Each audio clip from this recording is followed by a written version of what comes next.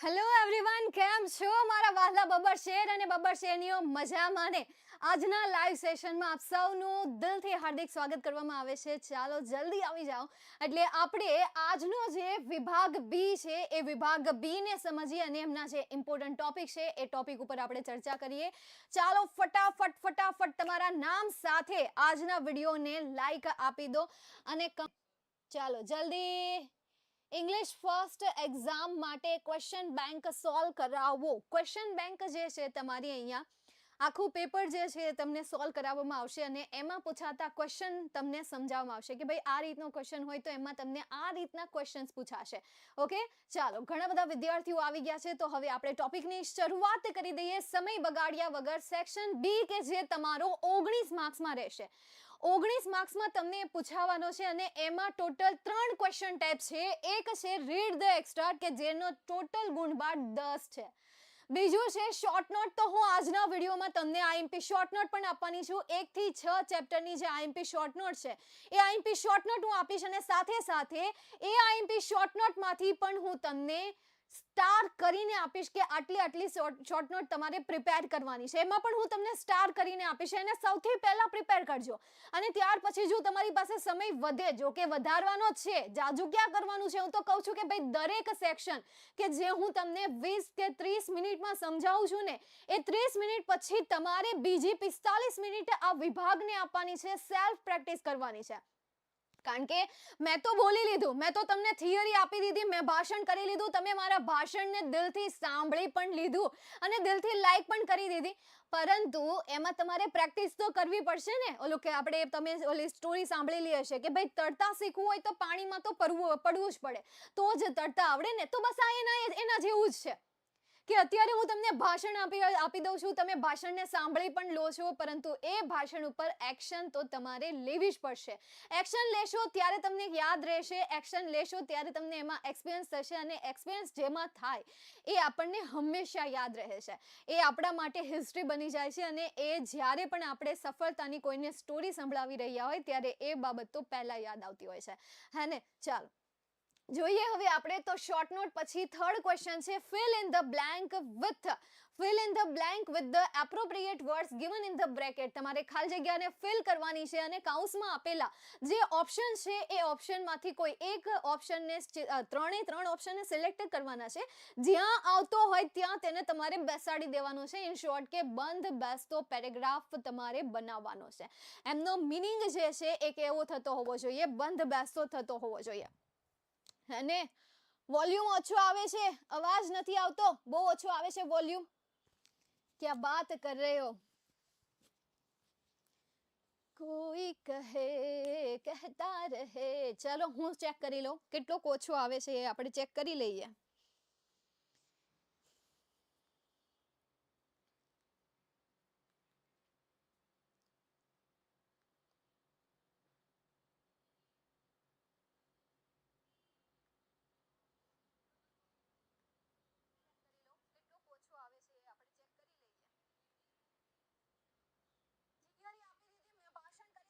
કોણ કેવું છે હવે? આમ જો કેટલું જોરથી બોલે છે આ મેડમ, કેટલું જોરથી. જો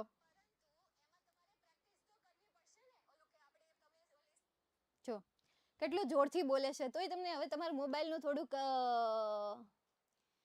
વધારી દો વોલ્યુમ વધારી દો, વોલ્યુમ વધારી દો એટલે વ્યવસ્થિત થઈ જશે. ઓકે, તો આજના લાઈવ લેક્ચરમાં આપણે આ 3 ઇમ્પોર્ટન્ટ ક્વેશ્ચન જોવાના છીએ. પેરેગ્રાફ બેઝ ક્વેશ્ચન આન્સરમાં હું જસ્ટ તમને કહીશ કે આ રીતે પૂછાશે.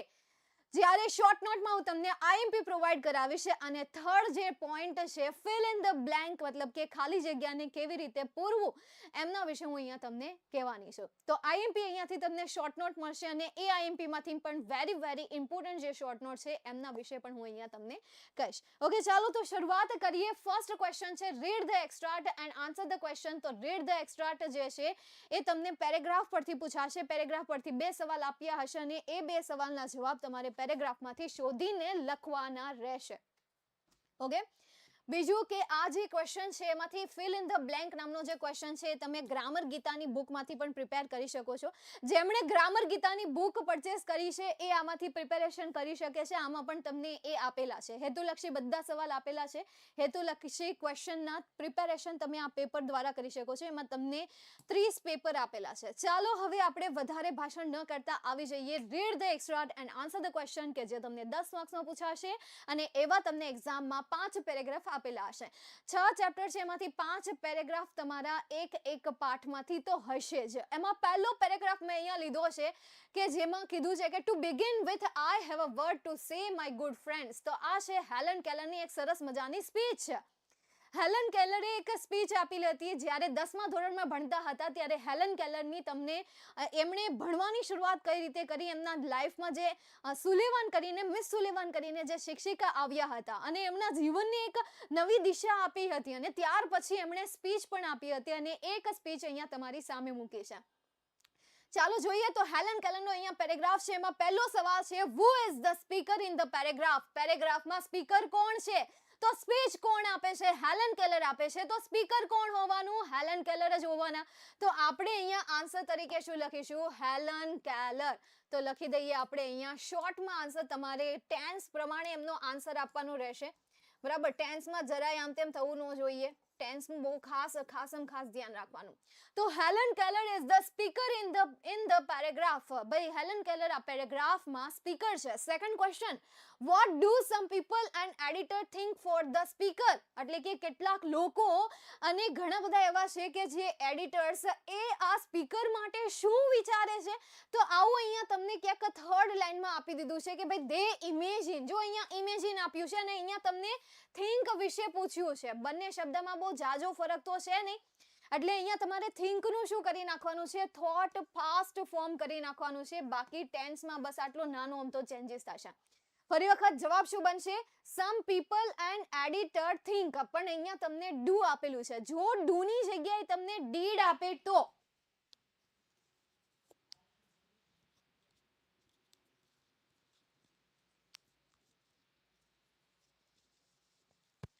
જો ડુની જગ્યાએ તમને ડીડ આપે તો મેં તમને કહ્યું એ રીતે કે ભાઈ અહીંયા તમારે શું કરવાનું છે? થોટ કરવાનું છે. પણ અહીંયા ડુ આપેલું છે એનો મતલબ કે તમારે વર્તમાન કાળનો ઉપયોગ કરવાનો છે.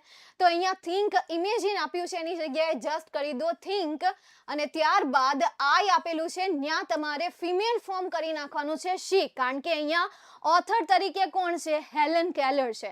એટલા માટે જ્યાં પ્રોનાઉન તરીકે ફર્સ્ટ પર્સન અથવા તો સેકન્ડ પર્સન આપેલું છે તો એ ફર્સ્ટ અને સેકન્ડ પર્સનને આધારે તમારે શેમાં ફેરવવાનું છે? ફિમેલમાં ફેરવવાનું છે. તો આઈનું મેં અહીંયા શું કર્યું? હર કર્યું. હર સાથે શું આવે? Is. She is in hands of unprincipled person who pursue meની જગ્યા આવશે her to adopt unpopular causes and make meની જગ્યાએ શું થઈ જશે? her the mouthpiece of their propaganda. તો આ તમારો સેકન્ડ ક્વેશ્ચનનો આન્સર થયો. તો આ રીતે તમારે ટેન્સ પ્રમાણે સવાલના જવાબ બનાવવાના રહેશે. નેક્સ્ટ પેરેગ્રાફ જોઈએ એના પછીનો. આર એન્ડ્સ. આ જે યુનિટ છે તમારું યુનિટ એન્ડ્સ વાળું, મતલબ કે 5મું યુનિટ છે. ચાલો એમાંથી જોઈએ ક્વેશ્ચન કેવા પૂછ્યા છે. હાઉ ડુ સમ એન્ડ્સ ડોમેસ્ટિકેટ કાઉ. કેવી રીતે એને પાળે છે? તો એક તો એને ખાવાનું આપે છે, એમની રક્ષા કરે છે અને ત્યાર પછી એમને દોહે છે. આવું કંઈક આપણે પાઠમાં જોઈ ગયા હતા. જોઈએ એમને રિલેટેડ અહીંયા આન્સર આપેલો છે, ચેક કરીએ. તો હા, અહીંયા તમને લાસ્ટ ટુ સેકન્ડ લાઈનમાં ક્યાંક તમને આપેલો છે કે ભાઈ હા એમને શું કરે છે? ખવડાવે છે, એમની રક્ષા કરે છે, ત્યારબાદ એમને દોહે પણ છે. They feed them, protect them and from their enemies and milk them. તો આ તમારો ફર્સ્ટ ક્વેશ્ચનનો આન્સર થશે કે તેની રક્ષા કરે છે દુશ્મનોથી, તે તેની ખવડાવે છે અને પછી તેને દોહે પણ છે. Second question, how do the ant milks green fly. Milk મતલબ કે અહીંયા દૂધ નથી લેવાનું પરંતુ દોવું થશે કે ભાઈ એ કઈ રીતે ગ્રીન ફ્લાયને દોહે છે. તો એનો આન્સર શું થશે કે એ વિનમ્રતાથી એની બાજુની સાઈડને દબાવે છે અને ત્યાર પછી એમાંથી એક સ્વીટ હની બહાર કાઢે છે. તો આ એની મેથડ થશે કે જે તમને લાસ્ટ લાઈનમાં જ આપેલી છે. Pressing their side gently and making them give out their honey. બરાબર, આ થઈ ગયો તમારો સેકન્ડ ક્વેશ્ચનનો આન્સર. નેક્સ્ટ પેરેગ્રાફ જોઈએ, મેન્ટલ ક્વિક ફિક્સ. તો આ જે છે તમારું યુનિટ 3 છે. ત્રીજા યુનિટમાંથી તમને આ પેરેગ્રાફ પૂછવામાં આવ્યો છે. આવી રીતે તમારે બીજા પેરેગ્રાફની પણ પ્રેક્ટિસ કરતી રહેવી પડશે. પછી હવે એવું વિચારીને નહીં બેસી જવાનું કે મેડમે કરાવ્યા છે એ જ પેરેગ્રાફ કરીએ, એ જ તમને બેઠા પૂછાશે. પેરેગ્રાફ જે છે એ એક્સ્ટ્રા બેઝ ક્વેશ્ચન આન્સર જે હોય એ તમને બનાવીને પણ પૂછવામાં આવે, ક્યારેય પણ ડિટ્ટો ટુ ડિટ્ટો કોઈ પણ પ્રકાશનમાંથી પૂછવામાં નથી આવતા. ઇંગ્લિશ એક ભાષાકીય વિષય છે અને ભાષાકીય વિષયમાં આઈએમપી તમને લિમિટેડ મળે છે. જેમ કે શોર્ટ નોટ તો એમાં તમને આઈએમપી મળી જાય, ફંક્શન તો ફંક્શનમાં પણ ઇવન તમને આઈએમપી પોઈન્ટ્સ મળી જાય, બાકી એમાં પણ એટલું બધું આઈએમપી ન મળે. એસે રાઇટિંગ તો એસેમાં પણ તમને આઈએમપી મળી રહે, ઈમેલ રાઇટિંગ ઈમેલમાં પણ આઈએમપી તમને મળી રહે, એપ્લિકેશનમાં આઈએમપી મળી રહે. પરંતુ એ સિવાયના બીજા બધા ટોપિક જે છે એમાં તમારે પ્રેક્ટિસ કરવી પડે, જસ્ટ પ્રેક્ટિસ એન્ડ પ્રેક્ટિસ. પછી જે પેરેગ્રાફ આવે એને તમારા પ્રેક્ટિસના આધારે બસ એમને સોલ્વ કરવાનું હોય, બાકી ડિટ્ટો ક્વેશ્ચન ક્યાંય પણ તમને પૂછાય નહીં. એટલે પેરેગ્રાફ વિશે તો હજી પણ હું તમને કહી દઉં કે અત્યારે હું તમને જસ્ટ ડેમો માટે હું તમને અહીંયા સમજાવું છું કે આ રીતે પેરેગ્રાફ પૂછાશે અને તમારે આ રીતે સોલ્વ કરવાના છે. એક્ઝામમાં માત્ર ને માત્ર તમારે આન્સર લખવાના છે, એ સિવાયની બીજી કોઈ પણ વસ્તુ નહીં. જસ્ટ આન્સર લખીને આવવાના છે. શું લખશો? ખાલી તમે આન્સર લખશો. ઓકે,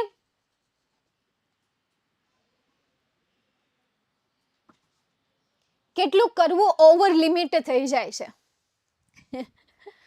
ઓવર લિમિટ તો આપણું માઇન્ડ થઈ જાય એટલા માટે ઓવર થિંકિંગ ના લીધે. ઓવર થિંકિંગ ન કરીએ તો ઓવર લિમિટ ન થાય. બધું લિમિટમાં જ હોય, લિમિટ બહારની કોઈ વસ્તુ બનતી જ નથી. તો આપણે કરવી એટલે બને છે, બાકી લિમિટ બહારની વસ્તુ ઓલા બનાવી જ નથી. આપણો જે ભોળાનાથ છે, તમે જેને દ્વારકાધીશ કહો છો, બરાબર, એ ક્યારેય બહારની વસ્તુ બનાવતા જ નથી કે ભાઈ આ આવડા માણસની બહારની વસ્તુ હોય જાય અને લિમિટની બહારની વસ્તુ એમાં ઓપ્શનનું બધું આપે છે. એ તો આપણે એને ઓવર લિમિટ કરી નાખીએ છીએ, લિમિટ બહારનું કરી નાખીએ છીએ. ચાલો જોઈએ આગળ. નેક્સ્ટ એના પછી first, what creative activity helps rebalance our brain? કઈ? Mental quick fix. તો mental quick fix helps rebalance our brain. This is your first question answer. Second question, what does the activity of observing the fish swimming slowly in a tank do?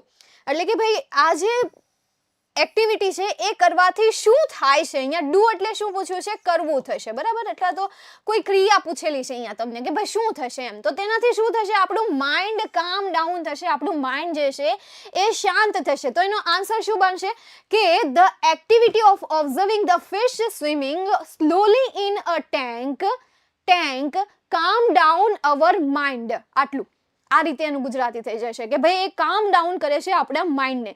તો આ રીતે એમનું sentence બનશે, આ રીતે એમનો answer થશે. એના પછી જોઈએ આપણે વન્સ વેન માય સન રોય એડવર્બ. તમારું સેકન્ડ યુનિટ છે, મને તો બહુ ગમે છે. વોલ્ટ ડિઝની વાળું યુનિટ છે. ખરેખર યાર એમની જે સ્ટ્રગલ છે, સ્ટ્રગલ જોરદાર અહીંયા આપેલી છે.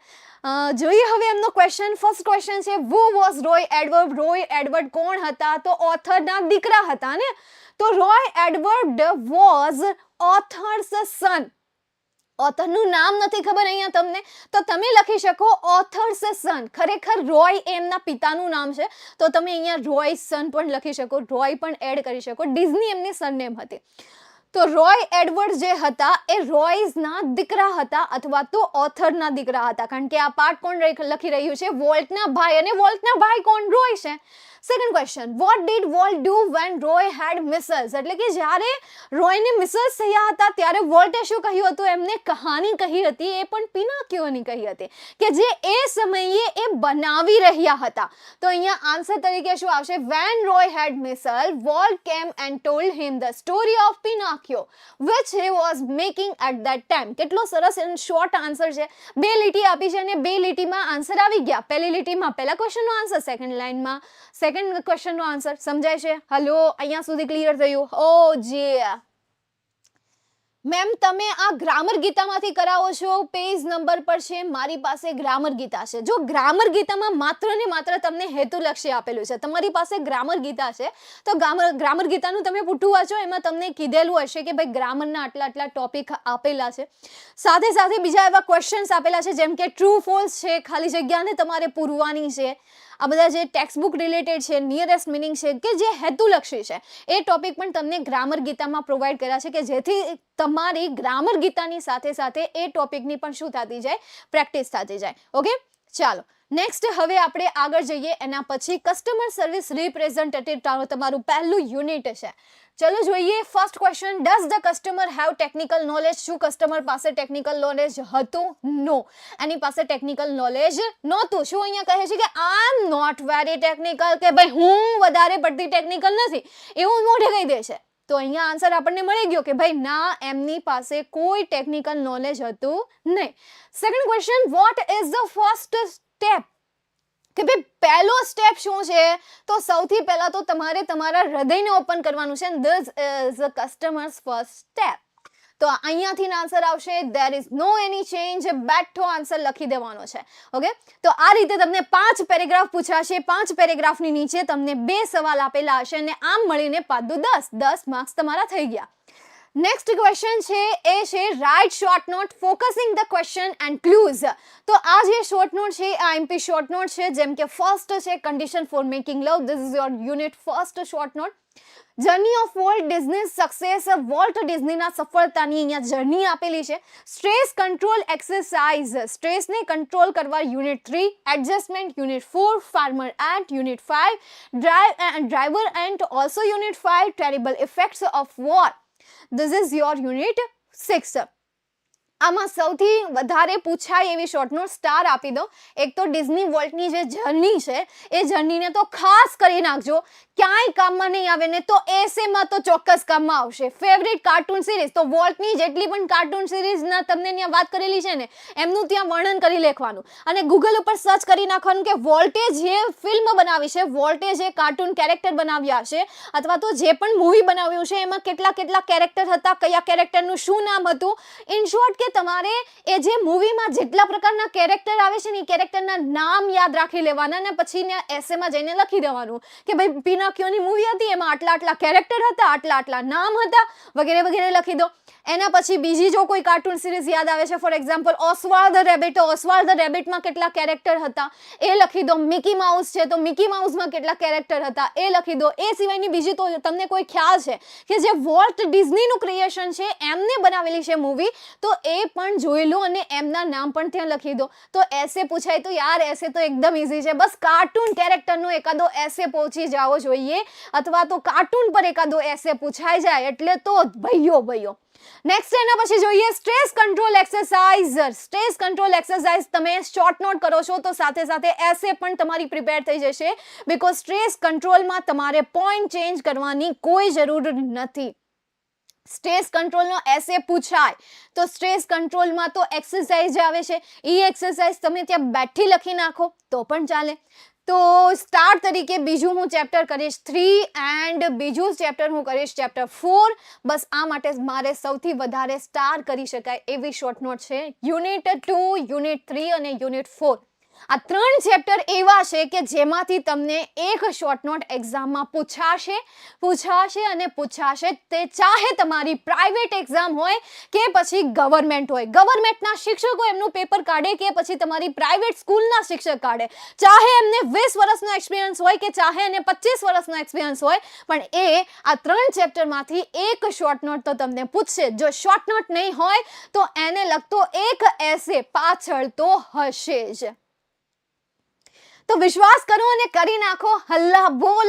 અને શોર્ટ નોટને જેમ કહ્યું કે ફોકસિંગ ક્વેશ્ચન, કે ભાઈ ક્વેશ્ચનને ધ્યાનમાં રાખીને તમે એના આન્સર આપો. તમને શોર્ટ નોટ પૂછે છે તો એમના ક્વેશ્ચનને ધ્યાનમાં રાખીને એમના આન્સર આપો. કે સવાલ પૂછ્યો છે, સવાલને આધારે જવાબ આપો, અથવા તો તમને પોઈન્ટ વાઇઝ યાદ રહેશે તો પોઈન્ટ વાઇઝ લખી નાખો, અથવા તો તમને જાતે જ બનાવતા આવડે છે. કોઈ પણ વસ્તુની તમારે વાંચવાની જરૂર નથી તો તમે જાતે લખી શકો છો. ત્યાં ઘણી બધી મેથડ છે, ઘણી બધી ટિપ્સ છે. જે ટિપ્સ ફાવે એ ટિપ્સ તમે લઈ લો, ઉપાડી લો. ટિપ્સ એન્ડ ટ્રિક્સ જે ફાવે એ લઈ લો, જે તમને ગમી ગઈ છે એમનો યુઝ કરી લો. ઓકે, ચાલો નેક્સ્ટ લાસ્ટ ક્વેશ્ચન છે fill in the blanks with the appropriate words given in the bracket. કાઉન્સમાં આપેલા શબ્દોનો ઉપયોગ કરીને ખાલી જગ્યાને ફિલ કરવાની છે. ચાલો જોઈએ ફર્સ્ટ પેરેગ્રાફ. સૌથી પહેલા તો તમને આ વર્ડના મિનિંગ આવડવા જોઈએ, અને ન આવડતા હોય તો બીજો ઓપ્શન તો છે જ આપણી પાસે કે શબ્દ ત્યાં મૂકવાનો અને પછી ચેક કરવાનું કે ભાઈ વાંચવામાં સારું લાગે છે. ધ સિમ્પલેસ્ટ સક્સેસ, વાંચવામાં સારું લાગે છે તો ઠીક છે મૂકી દઈએ, નથી સારું લાગતું તો કાંઈ નહીં, બીજો ઓપ્શન લઈએ આપણે. અને પહેલો જે મેં કહ્યું એ મિનિંગ પ્રમાણે તમે ત્યાં મૂકતા જાઓ, હે ને. ચાલો જોઈએ. ધ ઓવરવેલ્મિંગ સક્સેસ, ફર્સ્ટ બ્લેન્કમાં આન્સર શું આવશે? ઓવરવેલ્મિંગ. ભાઈ વધારે પડતી જે સફળતા છે ને, Walt's crazy idea triggered a dramatic about face in the Disney fortunes, yet success never change Walt, વોલ્ટને ક્યારેય પણ તેણે બદલ્યો નથી, એટલે અહીંયા આન્સર આવશે change. He remain the simplest person. હવે આપણી પાસે એક જ શબ્દ વધ્યો અને એ કયો હતો? સિમ્પલેસ્ટ હતો, તો મૂકી દો અહીંયા સિમ્પલેસ્ટ. નેક્સ્ટ એના પછી જોઈએ આગળ. એના પછી it is a fascinating sight to see, see ખાલી જગ્યા ઇન ધ મોર્નિંગ. શું જોવું છે? ડ્યુઝ જોવું છે કે વેપર જોવી છે? તો અહીંયા હું લખી નાખું વેપર, વેપર્સ. વેપર્સ મતલબ ખબર ને, વેપર્સ. હા, in the morning the ખાલી જગ્યા covered the whole valley, the queen shine with dews, it look like the Kanchenjunga covered the whole valley. Kanchenjunga કે વેવર, it is a fascinating sight to see. Yes, first બ્લેન્કમાં answer તો ક્યારે આવશે? નહીં, સેકન્ડમાં કહી દીધું એણે આન્સર કે ભાઈ સેકન્ડમાં અહીં આન્સર આવશે, તો સેકન્ડમાં આવશે. ચાલો જોઈએ, મેચ કરીએ. હવે રેવા ગુજરાતી કરીએ. It is a fascinating sight to see Kanchenjunga. Kanchenjunga in the morning, dews in the morning. Dews in the morning, the khali jagya covered the whole valley. The queen shine with dews, with vapor. અને ફર્સ્ટમાં answer શું આવશે? સેકન્ડમાં answer શું આવશે? કાંચનજંગા. તો આપણે અહીંયા લખી દઈએ કાંચનજંગા. હવે વાંચો. પહેલો પેરેગ્રાફ હતો કે જે આપણે શબ્દ ખબર હતી અને એમાં આપણે શૂટ કર્યો, જોયો કે ભાઈ આવડો આન્સર, જે મિનિંગ પ્રમાણે અહીંયા આન્સર લખ્યો. હવે અહીંયા આપણે શબ્દને શું કર્યા? શૂટ થતા હતા ત્યાં મૂક્યા.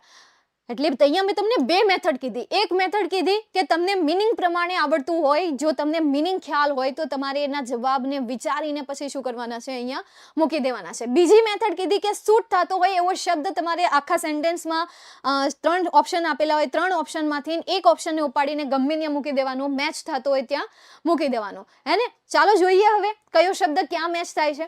It is fascinating sight to see Kanchenjunga in the morning, dews in the morning અને vapors in the morning. તો આઈ થિંક અહીંયા છે ને સી પછી નાઉન આવવું જોઈએ, ક્રિયાપદ પછી અહીંયા નાઉન આવવું જોઈએ. તો it is a fascinating sight to see Kanchenjunga in the morning, the ખાલી જગ્યા covered whole valley, vapor covered whole valley, the queen shine with dews. તો આ રીતે આન્સર આવે એમના, હે આન્સર તરીકે. ઇંગ્લિશના પેપર આ તો અમે એમને લખી નાખતા, સાચું પડી જતું. લે આમાં લખો એમને. હવે આમાં જો એમને જ લખવું આપણે. પહેલા વેપરને આગળ મૂકી દીધું અને પછી આમ તેમ કરી નાખ્યું. ઘણી વખત આવું કન્ફ્યુઝન થાય કે જે કન્ફ્યુઝન થવું જોઈએ નહીં. એટલે મેચ કરવામાં જો બધા શબ્દ મેચ થતા હતા, મેચિંગમાં પણ આવા લોચા થઈ જાય કે મેચ કરવા જઈએ ને એટલે આપણે ત્યાં ગડબડ ગોટો ને ભડબડ મોટો થઈ જાય. એટલે એ ગડબડ ગોટો થવો જોઈએ. ફર્સ્ટનો ક્વેશ્ચનનો આન્સર શું આવશે? Kanchenjunga in the morning and the vapor covered the whole valley. તો અહીંયા સેકન્ડ બ્લેન્ક્સમાં આન્સર શું આવશે? વેપર. અને થર્ડમાં શું આન્સર આવશે? ડ્યુઝ. લખી દઉં અહીંયા dues, with dews. the queen shine with dews. કે ભાઈ એ ડ્યુઝ સાથે શું કરી રહી હતી? શાઇન થઈ રહી હતી. ડ્યુઝ મતલબ શું થાય ખબર? પાણીના ઓલા ટીપા ન હોય એને આપણે ડ્યુઝ કહીએ. બસ નવું કાંઈ નહીં, બસ એટલું જ. એ જ એનું આન્સર આવે. સમજાઈ ગયું? તો આ રીતે તમને વિભાગ બી પૂછાશે અને એમનો જે ટોટલ ગુણભાર છે એ ટોટલ ગુણભાર કેટલા માર્ક્સનો છે કીધું તો? યાદ છે ને? બસ એટલા માર્ક્સનો જ છે. એટલે મેં કીધું તો એટલે એટલું તમારે યાદ રાખવાનું. તો આઈએમપી શોર્ટ નોટ પ્રિપેર કરી નાખજો, જેટલી મેં તમને આપેલી છે એટલી તો ખાસ કરી નાખજો, અને એને તો પહેલા જ કરવાની છે, ખાસ કરી નાખવાની છે. અને જે વિચારી રહ્યા છે કે ખાલી જગ્યામાં આમથી નામ કરી નાખશું, આમથી આમ કરી નાખશું, જાતે લખી નાખશું, આમ તેમ કરી નાખશું, તો જોઈ લો 2 એક્ઝામ્પલ આપણે જોયા. પહેલામાં આપણે મિનિંગ સાથે સમજ્યા, બીજામાં આપણે આમથી નામ આડાહવળું કરીને મૂકી દીધું, તો લોચા તો થઈ ગયા. કાંચનજંઘા આપણને એમ હતું કે વચ્ચે આવે અથવા તો છેલ્લે આવે. તો એવા ભ્રમમાં બિલકુલ પણ નહીં રહેતા. જ્યાંથી મળે તમને ખાલી જગ્યા, ત્યાંથી તમે ખાલી જગ્યાને સોલ્વ કરો. તમારી પાસે ગ્રામર ગીતાની બુક પણ છે, ન હોય તો આજે જ જોઈ લો, ચેક કરી લો કે ભાઈ તમને ફાવે એમ છે કે નહીં. જો ફાવે એમ હોય તો એમાં પ્રેક્ટિસ કરવા માટે પરચેસ કરી લો, અથવા તો યોર સ્ટુડન્ટની એપ્લિકેશનનો પણ ઉપયોગ કરી શકો છો. ત્યાં પણ તમને ડેટા મળી જશે. પ્રેક્ટિસ તો ખાસ કરજો, જસ્ટ તમારે જોવાની છે, એમાં નવું કાંઈ કરવાનું નથી. તો ફટાફટ એનું ફાસ્ટ રિવિઝન કરવાનું. ચાલો તો ફટાફટ જાઓ અને વિભાગ B ની તૈયારી કરવા માંડો. તમારી એક્ઝામ માટે તમને બધાને all the best. Jai Hind. See you soon. Bye and take care.